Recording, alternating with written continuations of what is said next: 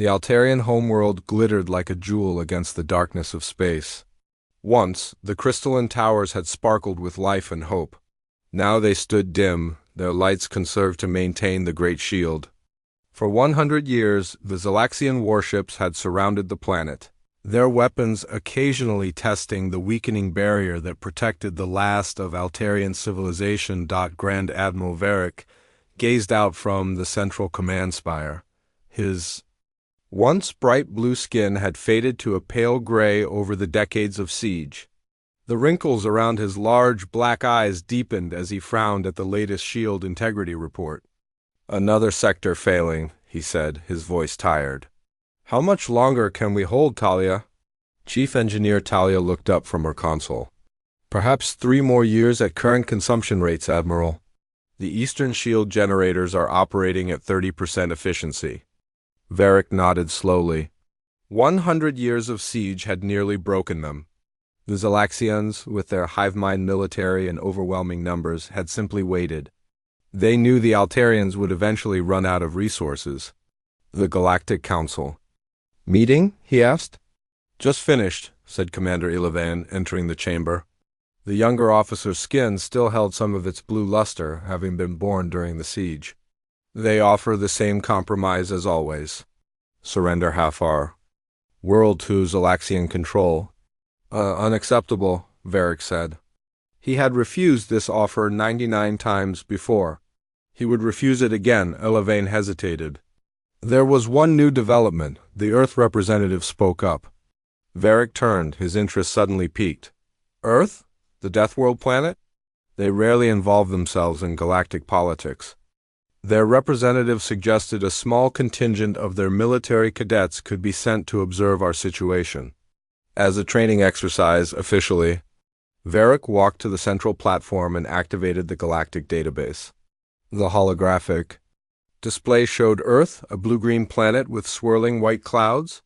The data scrolling beside it caused several nearby officers to gasp. "Gravity 1.3 times galactic standard," Talia read. "Atmospheric pressure 1.5 times standard. Temperature variations from -50 to +50 degrees in habitable zones. Radiation levels ... She stopped reading, her eyes wide. "They live in these conditions?" Ilavan asked. "They thrive in them," Varric said. "The Council classifies Earth as a death world, because any of our species would perish there within days. But humans have evolved to survive conditions we can barely imagine." Varric had studied the Forbidden's texts, the classified reports of the few encounters between galactic species and humans. He knew what others didn't, that humans possessed physical capabilities that seemed almost mythical to the rest of the galaxy. "Request their help," Varric ordered, "not as observers, as advisors. The Council forbids military engagement from non-member worlds," Ilavan reminded him. "Cadets are not active military," Varric said with a smile. "They are students, here to learn. If they happen to share their unique perspective, that would simply be cultural exchange." 3 weeks later, the small Earth transport ship docked at the edge of the Great Shield. Special adjustments had been made to accommodate the humans' biological needs. The command staff gathered to meet these strange allies from a Forbidden's world. The airlock cycled open. The first human stepped through. And despite having studied their specifications, Varric was still surprised. Cadet William Johnson stood taller than any Altarian, his frame solid and heavy with muscle under the simple gray uniform of Earth's United Military Academy. "Grand Admiral Varric," the human said, his voice deeper than any Altarian's. "Cadet William Johnson reporting, sir. My squad is ready to assist however we can." 5 more humans followed him out. They looked similar yet different from each other, varying skin tones, hair colors, and builds, but all shared that same solid presence that made them seem somehow more real than the slender Altarians. "Cadet Amanda Reyes, engineering specialist," said a female human with dark hair and eyes that seemed to analyze everything they saw. "Cadet Ryan Miller, combat tactics," said another, his posture alert and ready. "Cadet Lisa Garcia, communications and intelligence," said a third. "Cadet Daniel White, survival and adaptation specialist," said the fourth, who seemed to be studying the environmental controls with particular interest. "Cadet Jack Nelson, Heavy Weapons Systems," said the last. The largest of the group, Varric noticed how the humans moved differently than any species he had encountered. There was an efficiency to their movements, a contained energy that suggested they were holding back their full capabilities. "We welcome you to Alteria," Varric said, "though I wish it could be under better circumstances." "We've been briefed on the siege," Will Johnson replied. 100 years is a long time to be under attack. We'd like to see your defensive positions." As soon as possible, Commander Illivain stepped forward. "With respect, Cadet, you are guests here, observers. The Zalaxians have surrounded our world with the largest battle fleet in the galaxy. Their technology is advanced, their numbers overwhelming." Amanda Reyes tilted her head. "Yet you've held them off for a century. That suggests tactical vulnerabilities we might exploit." "Exploit?" Illivain laughed without humor. "We barely maintain our shields. We haven't launched an offensive operation in over 50 years. Perhaps that's the problem," Will said quietly. Before Illivain could respond, alarms blared throughout the docking bay. Talia's voice came over the communication system. "Shield. Breach in Sector 7. Zalaxian ground forces have penetrated the perimeter." The humans exchanged glances. Will Johnson turned to Varric. "Admiral, request permission to observe the defensive response." Varric saw something in the human's eyes, a calmness in crisis that came from genuine confidence, not false bravado. "Granted," he said. "Illivain, escort our guests to Sector 7. As they rushed toward transport tubes, Varric added, "Observe only. Do not engage unless your lives are threatened." Will Johnson nodded. But there was something in his expression that told Varric the humans had their own ideas about what constituted observation. Commander Zextile of the Zalaxian 9th Infiltration Unit moved his troops forward through the shield breach. After a century of probing, they had finally found a weakness. His 8-limbed soldiers scuttled forward, their natural armor supplemented by battle tech. "Secure the generator," he ordered. "Disable it completely and the sector shield falls permanently." The Altarian defenders were already gathering, their energy weapons charging. Zextile wasn't concerned. Altarians were scientists and artists, not warriors. This would be over quickly. Then he saw something unexpected. Among the blue-skinned defenders were 6 figures of a species he didn't recognize. They moved differently, purposefully. One of them, a female with dark hair, was examining the shield generator with intense focus while the others spread out in what Zextile recognized as a tactical formation. "Unknown species with the defenders," he reported to his command. "Request identification." The response came back immediately. "Species identified as human. Origin Earth, threat classification, minimal, planet status, not aligned Deathworld." Zextile had never heard of Earth or humans, but something about how they positioned themselves made his combat instincts tingle with warning. He would soon discover just how wrong the threat classification was. 1 week after their arrival, the human cadets stood before the Altarian High Council. The large circular chamber, once a place of art and culture, had been converted to a war room. Faded maps of the planet covered the walls, showing a century of slowly shrinking defensive lines. Will Johnson pointed to a section of the map labeled the Badlands.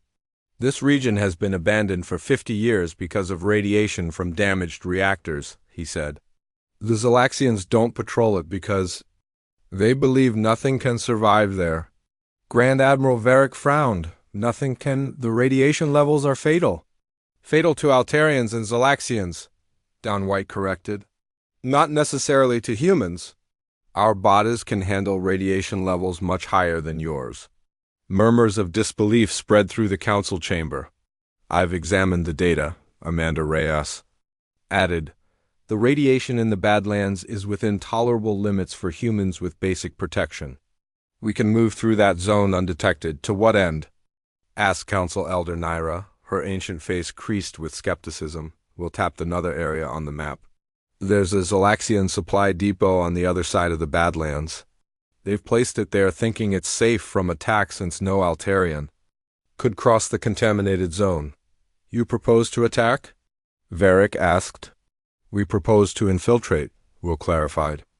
A small team can cross the Badlands, gather intelligence on their supply chains, and potentially disrupt their operations, Lisa Garcia stepped forward. I've decoded enough of their communication protocols to monitor their channels.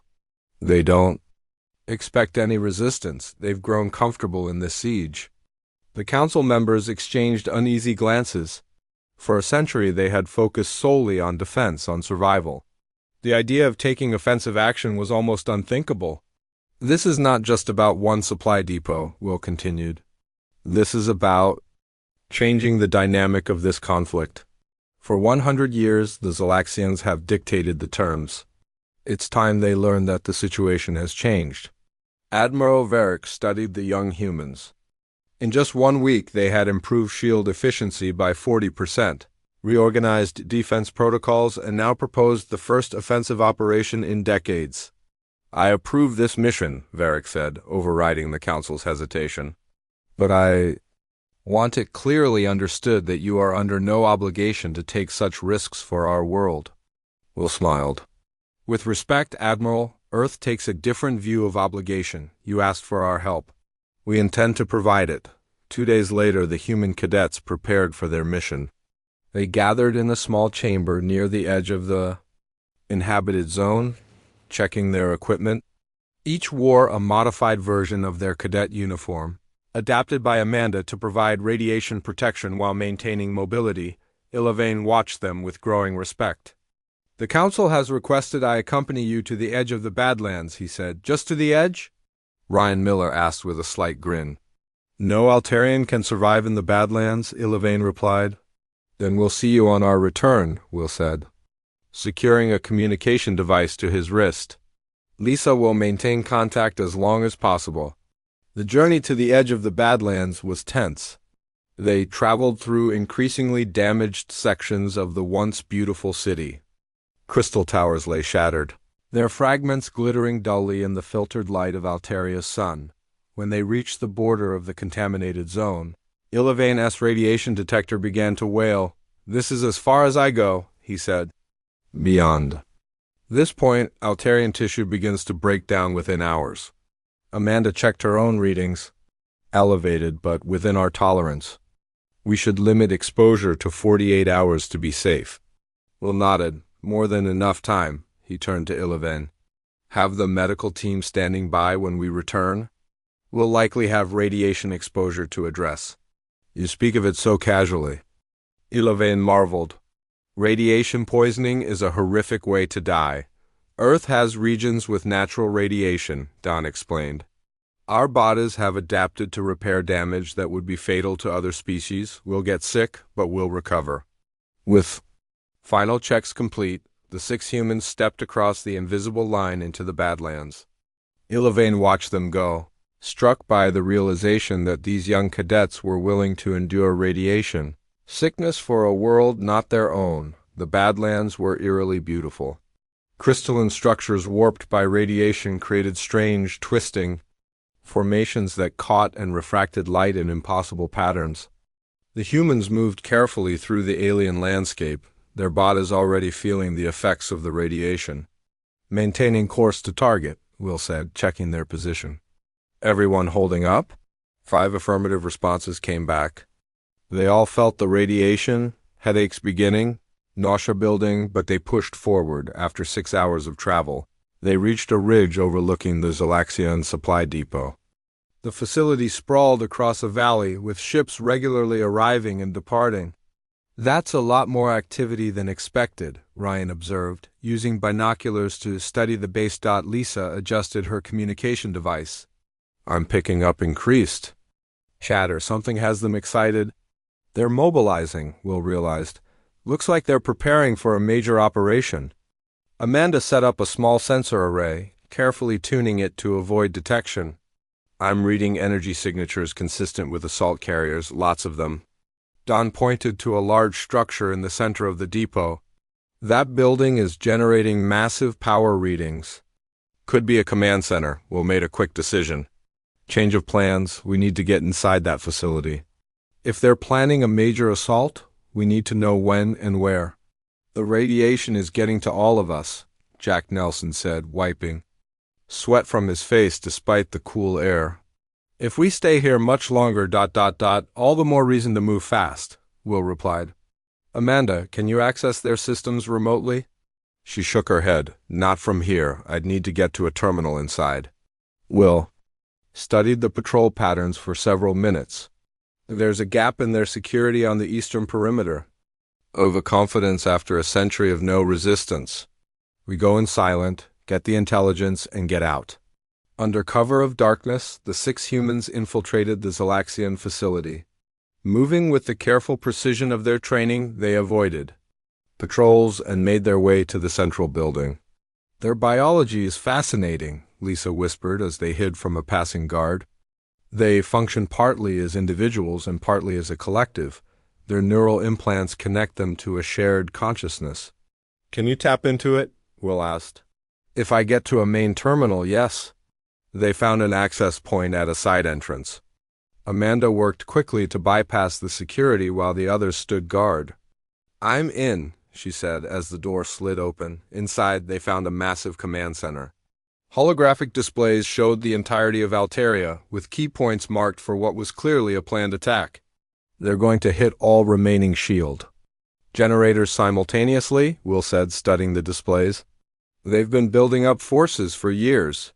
Amanda connected her device to a terminal. Downloading their attack plans now? Lisa interfaced with another system. I can access their command network from here. Suddenly, alarms blared throughout the facility. A mechanical voice announced, Intruder alert. Unknown biological signatures detected in command center. Time to go, Will ordered, but as they turned to leave, the doors sealed shut. On the main screen, a Zalaxian face appeared, larger and more ornate than the soldiers they had encountered. Humans, the alien said in halting standard galactic. So you are the Deathworlders who interfere in our siege. I am High Commander Zuvex. You will not leave this facility alive. Will step forward facing the screen. You've spent a century trying to conquer a peaceful species. That ends now. Brave words from trapped prey, Zuvex replied. Your radiation sickness is evident. You are already dying. Maybe, Will said with a calm that unnerved the Zalaxian commander. But we've already transmitted your attack plans. To Altarian Command, your surprise is lost. This was a bluff. They had not yet sent the data. But as Zuvex hesitated, Lisa completed her connection to the Zalaxian network. Signal broadcasting on all Zalaxian frequencies, she announced. They can all hear us now. Will smiled at the commander's image. Your siege has failed. Earth stands. With Altaria now, this is your only warning. The screen went dark as Zalaxian troops approached from all directions. The human cadets prepared for a fight they might not survive, but their mission was already a success. The tide of 100-year war had begun to turn. The Altarian orbital docking bay hummed with activity as the Earth transport ships arrived. 500 human cadets disembarked in orderly groups, each carrying standard-issue equipment modified by Amanda Reyes to work with Altarian technology. Will Johnson, now recovered from radiation sickness, stood beside Admiral Varick as they watched the arrival. His original team flanked them, all bearing the scars of their mission to the Badlands, but fully healed and ready for action. I never imagined I would see this day, Varick said, his blue skin regaining some of its youthful luster. For a century, we stood alone. Not anymore, Will replied. Among the new arrivals was Cadet Nicole Brown, a tactical coordinator who approached Will with a salute. Cadet Brown reporting, sir. Earth Command has appointed you as field commander for all human forces. Will raised an eyebrow. I'm still just a cadet who broke 100-year stalemate, Nicole replied with a smile. The Altarian situation is now a required case study at the Academy. Over the next month, the human cadets integrated into Altarian Defense Forces. Amanda led engineering teams that completely redesigned shield generators to operate at peak efficiency. Lisa established a communication network that could monitor and disrupt Zalaxian transmissions. Dawn trained medical teams to handle human injuries. Ryan and Jack organized combat units that combined human physical capabilities with Altarian technology. Will and Nicole developed a comprehensive strategy that would not just defend Altaria, but push the Zalaxians back for the first time in a century. We don't need to defeat their entire fleet, Will explained to the Altarian High Council. We just need to make this siege too costly for them to maintain. How? Elder Naira asked, still skeptical despite the progress. Nicole displayed a holographic map of the Zalaxian positions. They've spread their forces in a sphere around Altaria. It's an effective formation for a siege, but it creates vulnerabilities if the besieged force can launch coordinated counterattacks. We've identified 3 key command ships, Will continued. These vessels coordinate entire sections of their fleet. If we can disable these ships simultaneously, it will create confusion throughout their network. No Altarian vessel has broken through their blockade in 70 years, another council member objected. We won't use large vessels, Will replied. We'll use small strike teams and modified Altarian scout ships. Teams of humans can withstand the high-G maneuvers needed to slip through their defense grid. The plan was approved, not without reservation. For people who had been on the defensive for so long, the idea of striking back seemed almost unnatural. 3 days before the operation was set to begin, Altarian sensors detected a massive energy surge from the Zalaxian fleet. They're repositioning, Ilavan reported, pulling back from multiple sectors. Will studied the tactical display with a frown. They're consolidating their forces. Someone warned them. Impossible, Varric said. This operation has been classified. At the highest level, Lisa Garcia, monitoring Zalaxian communications, suddenly straightened. I'm picking up a direct transmission from High Command. It's on all frequencies, aimed directly at Altaria. On the main screen, the face of High Commander Zuvex appeared. His ornate exoskeleton gleamed with the symbols of his rank. People of Altaria, he began, his translated voice carrying an unfamiliar note, hesitation. For 100 years, our civilizations have been locked in conflict. The Zalaxian Empire has maintained this siege to secure what we believed was our rightful claim to Altarian resources. The council chamber fell silent as everyone listened. Recent developments have caused us to reconsider this position. Zuvex continued. The involvement of Earth forces introduces variables that make continued conflict ... inadvisable. Will and Nicole exchanged glances. This was unexpected. We therefore propose a cessation of hostilities. The Zalaxian Empire will withdraw to the outer system and establish diplomatic relations with both Altaria and Earth. We seek a peaceful resolution to our differences. When the transmission ended, the council erupted in confused discussion. After a century of siege, the idea of peace seemed almost unimaginable. It's a trap, some argued. We should accept immediately, others countered. Admiral Varric turned to Will. What do you think, Commander Johnson? Will considered carefully. I think they're genuinely afraid. Not just of what we might do, but of what our presence represents. Earth isn't the only death world in the galaxy. If other high-gravity species join the galactic community, the Zalaxian military advantage disappears, Varric finished. There's one way to find out if they're sincere, Will said. I want to meet with Zuvex personally. 2 days later, a neutral meeting ground was established on Altaria's small moon. Will Johnson, representing both Earth and Altaria by joint agreement, stood in the airlock as the Zalaxian shuttle docked. High Commander Zuvex entered, his massive form moving with precise control in the low gravity. Up close, he was even more imposing, nearly 3 meters tall, his exoskeleton augmented, with technology that had conquered a dozen worlds. Commander Johnson, Zuvex greeted him. I expected Admiral Varric. Admiral Varric sends his regards, Will replied. He thought it appropriate that I represent Altaria, since it was Earth's involvement that brought us to this point. Zuvex studied, the human with compound eyes that missed nothing. Indeed. In 1 month, you accomplished what Altaria could not in a century. The Altarians are not a warrior species, Will said. They seek to create, not destroy. That's worth defending. And humans, what do you seek? Will met the aliens' gaze steadily.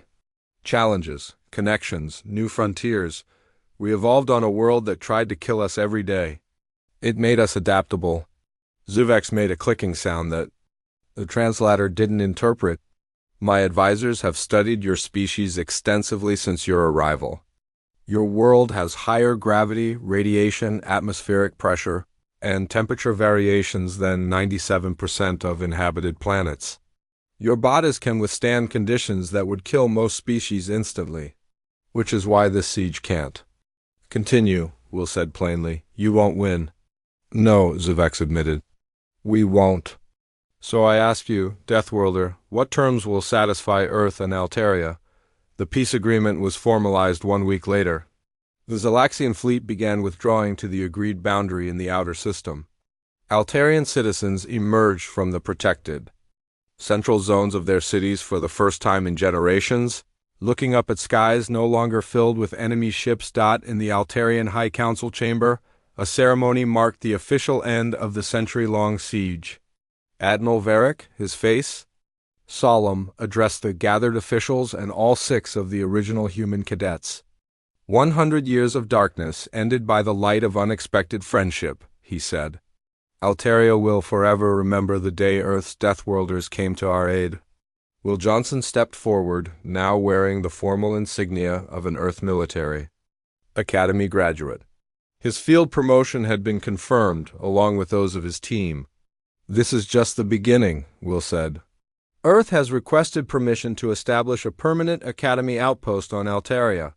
The first class will include both human and Altarian cadets, Amanda Reyes smiled. I've already started designing the facility. On his command ship departing the Altarian system, High Commander Zuvix reviewed the peace agreement one final time. It was fair, more fair than the Zalaxians deserved after a century of aggression, but it contained one provision that truly concerned him. Earth would now have a permanent voice in the Galactic Council. The age of siege warfare was over. The Deathworlders had arrived on the galactic stage, and nothing would ever be the same again. Zalaxian soldiers surrounded the command center. Their weapons hummed with deadly energy as they prepared to eliminate the human intruders. Behind locked doors, the 6 cadets stood back to back, ready for what might be their final stand. Options? Will asked, his voice steady, despite the radiation sickness now affecting them all. Amanda glanced at her device. Download complete. I have their entire attack plan. That doesn't help if we can't deliver it, Ryan said. Wiping blood from his nose, a sign of advancing radiation exposure, Lisa suddenly smiled. I'm still connected to their communication network, and I just found something interesting. Her fingers moved rapidly across the terminal. Their neural implants have emergency override protocols. Can you trigger them? Will asked. Better, Lisa replied. I can modify them. Outside, the Zalaxian troops prepared to breach the doors. Commander Krax, leading the assault team, received direct orders from High Commander Zuvix himself. Eliminate the humans at any cost. Breach on my mark, Krax ordered. 3:2. Every Zalaxian soldier suddenly froze. Their neural implants flickered with unexpected commands. Through their shared network, they all received the same message in their minds. Retreat, security breach, return to ships immediately. What is happening? Krax demanded, fighting against his own implant's commands. Inside the command center, Lisa worked furiously at the terminal. I've triggered their emergency evacuation protocol. They think their whole network is compromised. Is it? Will asked. Lisa grinned despite her pale, radiation-sickened face. It is now. The door slid open. The humans tensed, but instead of attacking, the Zalaxian troops were moving away in confusion, their normally perfect coordination disrupted. Move now, Will ordered. Back through the Badlands before they sort this out. The cadets slipped out of the command center and headed toward the perimeter. Around them, the Zalaxian base was in chaos. Ships were lifting off, soldiers were boarding evacuation vessels, and command staff were trying desperately to regain control. What exactly did? You do? Don asked Lisa as they ran. I used their own security protocols against them, she explained between labored breaths. Made them think humans had inserted a virus into their neural network. They're afraid we can control their minds. Can we? Jack asked. No, Lisa admitted, but they don't know that. The humans reached the edge of the base and disappeared into the Badlands just as High Commander Zuvak's override finally cut through the false evacuation order. Find them! His voice thundered through every implant. The humans must not reach Alteria with our plans. But the humans were already moving through the twisted landscape of the Badlands, their path disguised by the radiation that masked their life signs from Zalaxian sensors. They traveled through the night, their conditions worsening with each hour of radiation exposure. Dawn supported Amanda, whose engineering expertise hadn't prepared her body for this level of physical stress. Jack and Ryan flanked them, while Lisa maintained a connection to the Zalaxian network to track pursuit. Will led them forward, fighting through his own symptoms to maintain their course. We're still 8 hours from the border, Will said, checking their position. Everyone needs to keep moving. The radiation is hitting us harder than expected, Don reported, his medical training, allowing him to assess their conditions. We have radiation burns forming. Internal bleeding likely beginning. We knew the risks, Will reminded them. The Altarians need this intelligence. They pushed on through pain and sickness. By dawn, all 6 humans were showing severe radiation. Symptoms, bleeding, burns, vomiting, but they refused to stop. At the border of the Badlands, Ilavain waited with a medical team. It had been 30 hours since the humans entered the contaminated zone, well beyond their planned return time. The Altarian officer was certain they had perished. Commander, a guard called, pointing to movement in the distance. Something's coming. Through his binoculars, Ilavain saw 6 figures stumbling from the Badlands. They were barely recognizable as the confident cadets who had entered the zone. Their skin was burned and blistered, their uniforms stained with blood, but they were alive. Medical team, now! Ilavain shouted, rushing forward. Will Johnson was the last to cross the border, making sure all his team made it to safety before collapsing himself. In his hand, he clutched Amanda's device containing the Zalaxian attack plans. Got it, he whispered to Ilavan before losing consciousness. The humans were rushed to the Altarian Medical Center. Their conditions shocked the Altarian doctors, who had never treated radiation sickness in humans before. Their cellular damage is extensive, the chief medical officer reported to Admiral Varric. But they seem to be healing themselves. It's remarkable. Their bodies are repairing damage that would be fatal to any other species. Will they survive? Varric asked. Yes, they will need time, but yes. While the humans recovered, Altarian military analysts studied the stolen attack plans. The Zalaxians had been preparing a massive final assault, intended to overwhelm the remaining shields all at once. They've been building this attack force for 20 years, Varric told the council. If the humans hadn't discovered it, we would have been overrun within days. 2 weeks later, Will Johnson woke in the medical center. His skin was still healing from radiation burns, but the worst of the sickness had passed. The other cadets were in similar states of recovery. Admiral Varric stood at his bedside. You and your team have done the impossible, Cadet Johnson. Did the intelligence help? Will asked, his voice raspy. More than you know, Varric replied. We've completely reconfigured our defenses based on their attack plan. But more importantly, your message to Zuvix has changed everything. How so? When you announced that Earth stands with Alteria, it wasn't just a bluff. The Galactic Council has received word that Earth's military command has officially requested permission to send a full contingent of cadets to assist us. Will sat up despite his injuries. How many? 500, Varric said, unable to keep the amazement from his voice. 500 Deathworlders, all volunteers. The council approved this? Will asked in surprise. The council was hesitant. Varric admitted, but I showed them footage of what 6 humans accomplished. 500. He shook his head in wonder. The Zalaxians are already pulling back their forces from 3 sectors. Amanda Reyes walked in, her skin still showing. Healing radiation burns. 500 cadets will need proper equipment, she said, clearly having overheard. I've been designing modifications to Altarian technology that will work better with human biology. Varric nodded. You'll have whatever resources you need. For the first time in a century, we're not just defending. We're preparing to end this siege. On his flagship, High Commander Zuvex received the report with mounting dread. 500 human cadets were en route to Altaria. The implications terrified him. 6 humans had infiltrated his most secure facility, stolen his battle plans, and survived radiation that should have killed them. 500 would be unstoppable. We must strike now, his advisors urged, before these reinforcements arrive. Zuvex stared at the tactical display. No, he said finally. Reconfigure our forces for defensive operations. The siege has entered a new phase. For the first time in 100 years, the Zalaxians were afraid. Not of Altarian technology or Galactic Council intervention, but of young cadets from a distant death world called Earth. The shield generator in Sector 7 hummed with failing energy.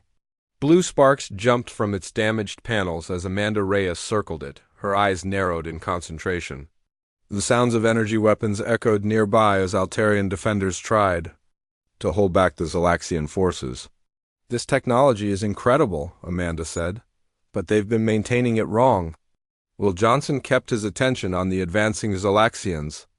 Their 8-limbed bodies moved with insect-like precision, weapons integrated directly into their armored exoskeletons. How long do we have before the shield fails completely? Will asked. Amanda touched the control panel, fingers dancing across alien symbols. Maybe 10 minutes? The Altarians have been running it at maximum output for years. They're burning through components that should last centuries. Commander Illivain fired his energy weapon at an approaching Galaxian. The blast glanced off the creature's armor. We are maintaining it exactly as designed, he said defensively. Our engineers are the finest in the galaxy. Your engineers aren't used to working under siege conditions, Amanda replied. She pulled a small toolkit from her belt. Ryan, Lisa, I need cover. The 2 cadets moved into position without hesitation. Ryan Miller's eyes tracked every movement of the enemy with calm precision. Dan, Jack, check the perimeter, Will ordered. Find me weak points in their approach. Illivain watched in confusion as the humans operated with unexpected coordination. You're just cadets, students, Will smiled slightly. Earth's military academy isn't like your schools. We train in real conditions from day one. Lisa Garcia suddenly raised her hand. Listen to their communication patterns. There's a rhythm to it. She closed her eyes, focusing on the clicking sounds coming from the Zalaxian forces. After a moment, she began to mimic the sounds, her human vocal cords approximating the alien language. What is she doing? Illivain asked. Learning their language, Will said. Lisa has a gift. Amanda called from the generator. The gravity settings are all wrong for this equipment. They're running Earth normal gravity in this section to accommodate US, but the generator was designed for Altarian standard. Will nodded. Change it back. That would crush you humans, Illivain protested. Altarian gravity is only 0.6 of your Earth normal, Ryan Miller laughed. We train at double Earth. Gravity? This will feel like floating to us. Amanda adjusted the controls. The gravity shifted, becoming much lighter. The humans immediately adapted their movements, while Illivain felt uncomfortably buoyant. Generator efficiency up 30% already. Amanda reported a squad of Zalaxians broke through the defensive line. 3 of them scuttled directly toward the generator, weapons charging. Incoming, Ryan called. What happened next stunned Illivain. The humans moved with a speed and force that seemed impossible. Ryan intercepted the first Zalaxian, his body moving in a blur of trained combat techniques. The alien was twice his size, with twice the limbs, but Ryan struck precisely at joint connections, disabling 3 of its limbs in seconds. Jack Nelson didn't bother with technique. He simply charged the second Zalaxian, absorbing a weapon blast that would have killed an Altarian. The energy dissipated across his uniform's simple protective layer as he collided with the alien, the impact sending both of them sliding across the floor. The Zalaxian's exoskeleton cracked under the force, while Johnson faced the third invader. His movements were calculated and efficient. He dodged the initial attack, grabbed one of the alien's limbs, and used the Zalaxian's own momentum to slam it into a wall. Illivain had never seen anything like it. Most species in the galaxy relied on technology for combat. Physical confrontation was considered primitive and dangerous. Yet these humans fought with their bodies as well as their minds, and they were winning. Dan White returned from the perimeter, dragging an unconscious Zalaxian. Got a prisoner, figured we could use the intelligence. Lisa knelt beside the alien, listening to its subconscious clicks and whirs. Their communication is part biological, part technological. I can access their battle network if I can interface with its neural implants. Do it, Will ordered. Commander Zextal watched the security feed with growing concern. His forward team had been neutralized not by Altarian defenses, but by the unknown species. The humans moved with a shocking violence and efficiency that defied their classification. Update threat assessment of human species, he ordered. Combat capabilities exceed all data. His second-in-command clicked nervously. The footage has been transmitted to High Command. They are disturbed. On the screen, the female human had not only repaired the shield generator, but improved its output. The shield was stabilizing. The human, who appeared to be their leader, was organizing the Altarian defenders, showing them more effective positions. Withdraw to safe distance, Zextal ordered. We need to reevaluate. Back at the generator, Amanda had completed her work. The shield pulsed with renewed strength, pushing the remaining Zalaxians back through the breach. The gap in the shield was closing. I've rebalanced the power distribution, she explained to the amazed Altarian engineers. You've been running it like it's a delicate instrument, but this is military hardware. It's designed to be pushed hard, then given recovery cycles. Will gathered the human cadets. All of them showed minor injuries, burns, cuts, bruises, but none seemed concerned about their wounds. Report, he said. Shield stabilized, Amanda said. I can implement similar fixes for the other sectors.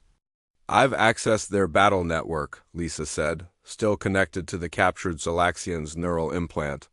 Their entire strategy is based on wearing down Altarian patients. They never expected a counteroffensive. They have critical weaknesses. In their formation, Ryan added, they've grown complacent after a century of siege. Grand Admiral Varric arrived with reinforcements, only to find the battle already over. He surveyed the scene, the improved shield generator, the defeated Zalaxians, and the 6 humans standing calmly amid the chaos. You were ordered to observe only, he said, but there was no anger in his voice. With respect, Admiral, Will replied, we did observe. We observed that your people needed immediate assistance. Varric looked at Illivain, who stood nearby with an expression of disbelief. Their physical capabilities, Illivain said quietly. It's unlike anything in our records. And their tactical knowledge? We come from a high-gravity, high-pressure world, with environmental hazards that would kill most species, Will explained. We've evolved to survive, and our military training enhances those natural abilities. Varric studied the young humans with new appreciation. It seems the Galactic Council was right to classify Earth as a death world, not because your planet is deadly, but because you yourselves are formidable. Amanda smiled. We're just getting started, Admiral. Give me access to your shield network, and I can improve efficiency across the entire system. Will stepped forward. And with your permission, I'd like to review your defensive strategies. I think it's time the Zalaxians learned that this siege has gone on long enough. For the first time in decades, Varric felt something he had almost forgotten. Hope. In his command ship, Zextal received new orders from High Command. The message was simple and unprecedented. Proceed with caution. Humans are not to be underestimated. He watched the security footage again, studying these Deathworlders who had disrupted a century of careful planning in a single day.